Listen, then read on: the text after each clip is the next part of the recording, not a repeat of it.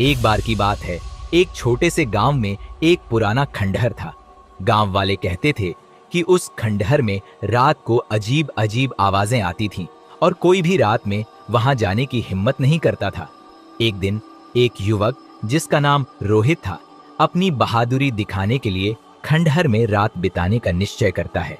उसने अपने दोस्तों को बताया कि वह अकेले खंडहर में रात बिताएगा। दोस्तों ने उसे रोका, लेकिन वह नहीं माना। रात का समय आया, रोहित खंडहर में गया। उसने अपने साथ टॉर्च और कुछ खाने पीने की चीजें ले जाईं। खंडहर के अंदर घुसते ही उसे एक अजीब सी खामोशी का सामना करना पड़ा। जैसे ही वह अंदर गया, दरवाजा अपने आप बंद हो गया। वह टॉर्च जलाकर इधर उधर देखने लगा। अचानक उसे एक साया नजर आया। वह डर गया, लेकिन सोचा कि शायद यह उसकी आंखों का धोखा है। फिर उसने उसे बुलाने की कोशिश की, लेकिन साया धीरे धीरे गायब हो गया। थोड़ी देर बाद रोहित ने सुनी सुनी आवाजें सुननी शुरू की। वह समझ गया कि यहाँ कुछ गड़बड़ है। उसने तेजी से बाहर निकलने की कोशिश की, लेकिन दरवाजा लॉक हो गया था। वह घबरा गया।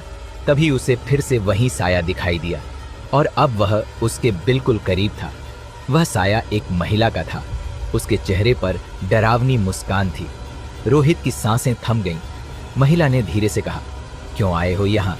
तुम मेरी नींद खराब कर रहे हो। यह सुनकर रोहित की हिम्मत टूट गई और उसने डरते डरते कहा, मुझे माफ कर दो, मैं यहाँ से चला जाऊंगा। तभी खंडहर का दरवाजा अपने आप खुल गया। रोहित बिना एक पल भी गवाए वहां से भागकर बाहर आया। वह अपने दोस्तों के पास गया और सबको अपनी कहानी सुनाई। गांव वालों ने उसे चेतावनी दी थी।